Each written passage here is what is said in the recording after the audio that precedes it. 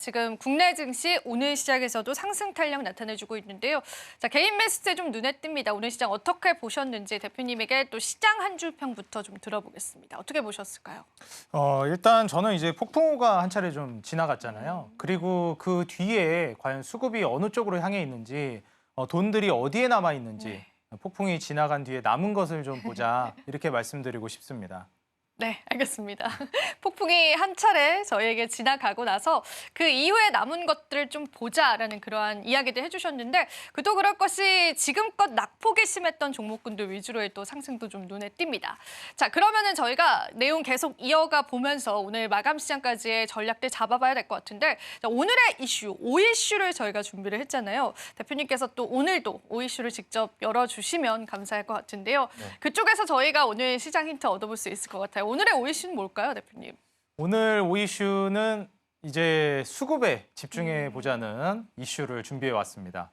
네, 한번 같이 보시죠. 네, 같이 한번 보겠습니다. 기관 투자자 순매수 종목군들 사실은 뉴스 보도를 통해서 많이들 보시긴 했을 것 같은데 이 부분에 우리가 비중을 둬도 괜찮은지에 관해서는 여전히 물음표가 좀 남긴 하거든요. 네. 이 이슈 오늘 가져오신 이유가 무엇일까요? 일단 저는 이제 한국 시장에서는 아직까지는 외국인 투자자가 제일 중요하다라고 보고 있거든요. 네. 뭐 미국은 기관 투자자를 좀 더 중요하게 보긴 하지만 기관 수급이 또 이제 제가 따로 가져온 이유는 지금 현재 시장에서 버티고 있는 게 기관이라고 보기 때문에 상당히 좀 중요하다라고 보고 있습니다. 그리고 여기에 이제 외인 수급이 같이 받쳐주기 시작하면 그때부터 또 탄력도가 굉장히 올라갈 거라고 보고 있어서 원래라면은 외국인 수급을 거의 이제 좀 독자적으로 많이 보는 편이지만 요즘 같은 상황에서는 외인 기관 동반 매수세가 들어온 종목들을 보시는 게 좀 좋을 것 같아서 기관을 또 포커스로 가지고 나와봤습니다.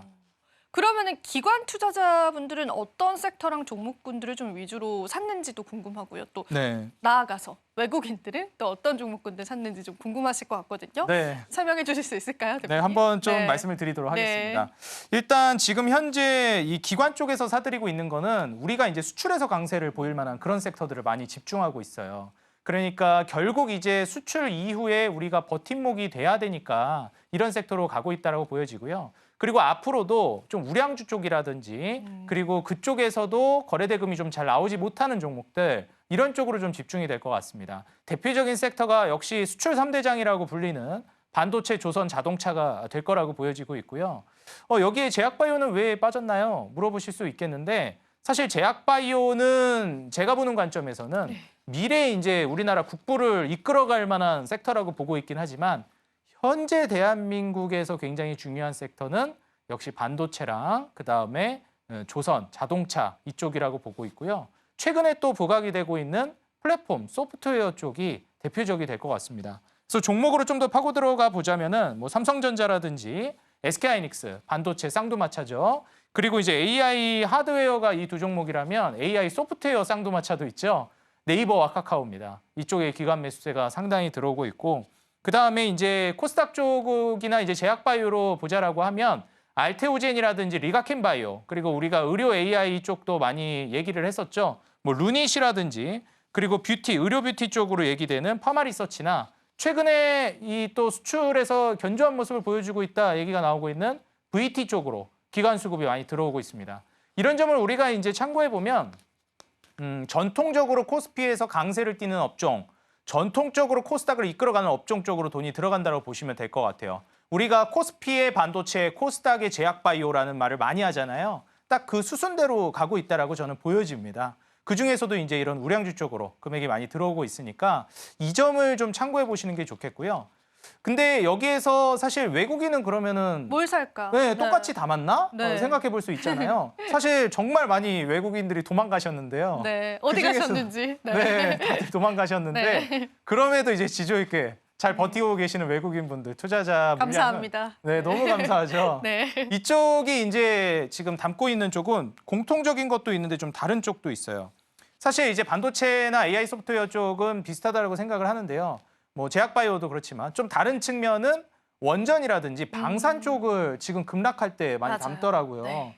그래서 이 점은 우리가 이제 기관 수급하고 다른 점이니까 한번 좀 참고를 해보시는 게 좋을 것 같아요. 대표적으로 우리가 방산 3대장이라고 많이 불렀던 네. 뭐 하나 에어로스페이스, 하나 에어로스페이스, 네. LIG넥스원, 뭐 현대로템 이런 종목들 맞아요. 예, 많이 이제 수급이 들어오기도 했고요. 뭐 앞서서도 말씀드렸지만 두산에너빌리티 같은 원전주들 이런 종목들은 좀 특이한 게요. 주가가 완전히 무너지고 있는 상황인데 외국인들이 거기서 계속 담더라고요. 네. 그래서 이런 측면은 하락을 좀 기회로서 보고 있는 게 아닌가 이런 생각도 좀 들고요. 우리가 그럼에도 불구하고 사실 좀 불안하긴 하잖아요. 떨어지는 거는. 네. 그래서 외인 기관 동반 매수세가 들어오면서 그래도 탄탄하게 받쳐주는 예를 들면 제가 삼성전자, SK하이닉스 중에서는 1등을 뺏었기 때문에 프리미엄이 앞으로 부여될 SK하이닉스라든지 그다음에 네이버 카카오 쪽에서는 네이버 쪽이 네. 예, 조금 더 유리할 것 같고요. 그렇다고 카카오가 안 좋다라고 보진 않아요. 네. 카카오도 좋을 것 같은데 네이버가 조금 더 좋을 것 같다라고 저는 생각을 하고 있습니다. 그다음으로는 역시 제약바이오에서는 플랫폼 기업들을 많이 외인 하나요? 기관들이 많이 주목하더라고요. 네. 이 제약바이오에서도 이제 트렌드가 있는데 우리가 과거 뭐 면역항암, 표적항암 많이 얘기를 했잖아요. 요즘은 이제 ADC라든지 플랫폼 기업들이 워낙에 부각받고 있죠. 이게 확장성이 너무 뛰어나다 보니까.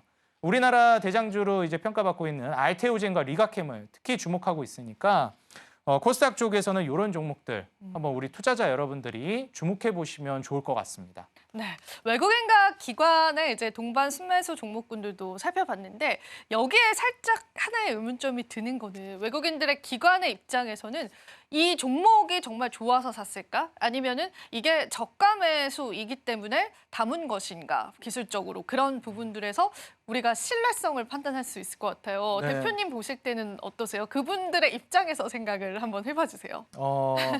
저는 매력적이어서 샀다라고 생각합니다. 생각을 해요. 네, 네. 그리고 이제 시장 메리트도 있기 때문에 그렇다라고 봐요. 왜냐하면 이게 사실 다 떠나고 있는데 남은 거잖아요. 외국인 입장에서는. 그러네요. 그렇기 때문에 이 부분에 있어서는 정말 그 특정 종목이 매력이 있기 때문에 그랬다라고 판단이 들고요. 네. 그리고 기관 같은 경우에는 그 산업이 실제로 이제 국가 수출이라든지 이런 데이터들에 데이터로. 유리하기 때문에 네. 그쪽을 좀 어떻게 보면은 받쳐주기 위한 물량이라고도 저는 생각이 듭니다. 그렇다고 뭐 못 나가고 있는 게 아니거든요. 수출에서 너무 잘하고 있어요. 네. 반도체는 좀 주춤하다라고 평가할 수도 있겠지만 조선이랑 자동차는 저는 굉장히 높게 평가하고 싶은 게 조선은 이미 너무 잘하고 있고요. 자동차는 제가 계속 언급드렸듯이 여기에서 제가 항공 얘기할 때 말씀드렸던 것 같은데 이런 경기 민감 업종 불경기가 왔을 때 다 어려운 건 어차피 똑같은데 그때 오히려 외형 확장하는 기업을 봐야 된다 말씀을 드렸잖아요. 근데 그런 예시로 이제 대한항공을 말씀을 드렸고요. 근데 현대차가 지금 미국에서 점유율을 정말 공격적으로 늘리고 있어요. 이게 미국 지금도 잘 나가는데 한번 또 조정 나왔다 호경기 오면 얼마나 그 수혜를 받을까. 외국인들이 모르지 않을 거고 네. 저가 매수세가 들어온 거는 거기에서도 저는 기관과 함께 산 이유가 있을 거라고 생각되고 앞으로 저는 더 기대가 됩니다. 수급이 계속 유입이 될 것 같아요.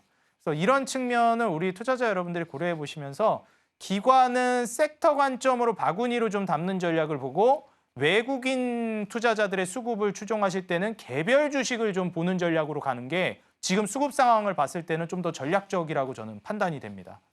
너무나 좋은 시장 힌트인데요. 기관 쪽을 바라볼 땐 여러분들 섹터 쪽으로 집중을 해보시고요. 외국인 쪽 수급을 집중할 땐 개별 종목 위주로 한번 시장 살펴보시는 게 좋을 것 같습니다. 자, 그렇다면 대표님께서 어떤 섹터를 또 오늘 시장에서 유망하게 보시는지 지금까지 나왔던 섹터 군들일지 궁금한데요. 반전 있을까요, 우리? 직접 소개해 주세요. 아예 반전이 있어야 재밌는데 네, 아쉽게도 없나요? 반전은 없고요. 제가 너무 많이 강조드리고 있는 제약바이오 조선 그중에 어제는 조선이었고 조선이었으니까 오늘은 제약바이오 바이오로? 네. 준비를 해왔습니다. 지금 현재 제약바이오 같은 경우에는 기준금리 인하를 우리가 앞두고 있다고 봐도 무방한 그런 상황이라고 맞아요. 생각하거든요. 네. 이제 기준금리 미국에서 저는 할 확률이 매우 높다라고 보는 만큼 지금 현재 상황에서 우리 투자자 여러분들이 그 이후 전략을 미리 좀 보신다면 매력이 있을 거라고 보여져요.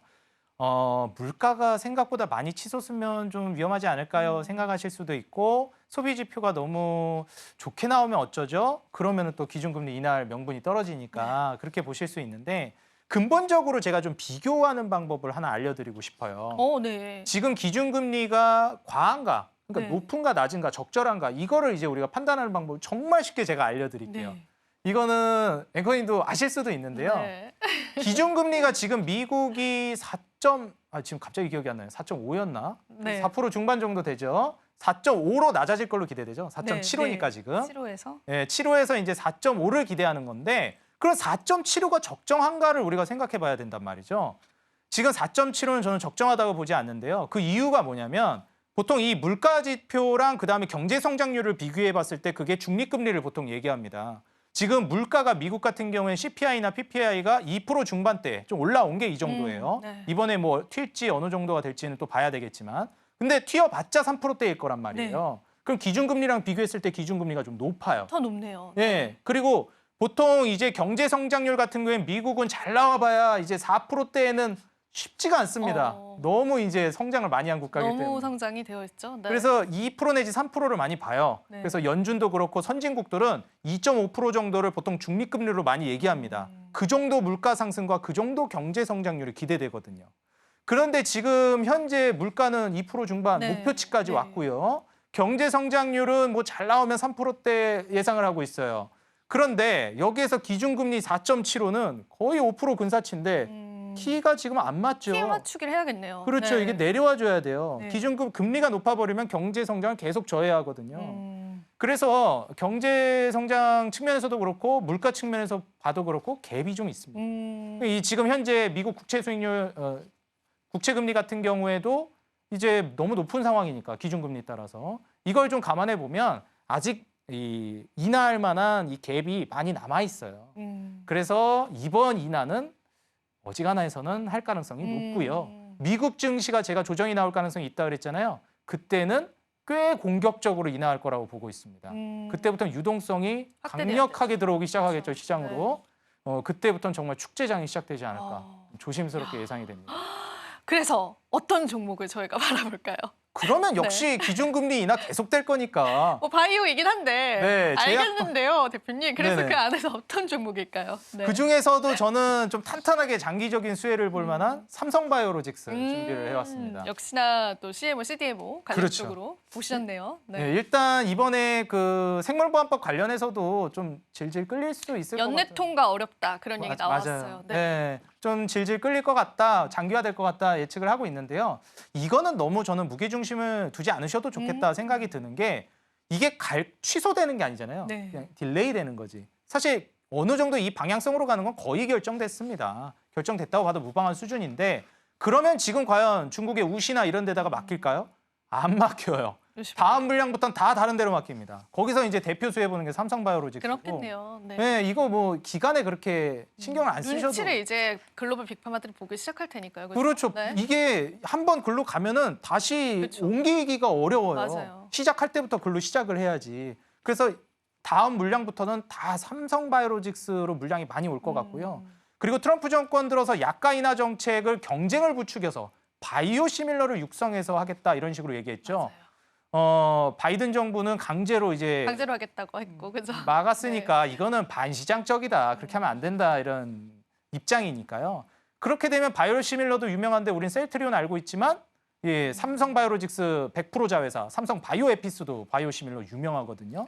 그래서 바이오시밀러와 생물보안법으로 인한 CDMO 동반 수혜를 기대하고 기준금리 인하까지 우리가 장기적으로 내다본다면 삼성바이오로직스만큼 밸런스 좋고 그다음에 네. 대표적인 종목이 또 있을까? 네, 저는 그렇네요. 생각이 들어서 삼성바이오로직스 제안 드리겠습니다. 지금 바로 구독을 눌러보세요. 실시간 경제 뉴스, 투자 전문가들의 다양한 시황과 정확한 분석, 또 알찬 투자 정보까지 신뢰할 수 있는 저희 서울경제TV와 함께하세요.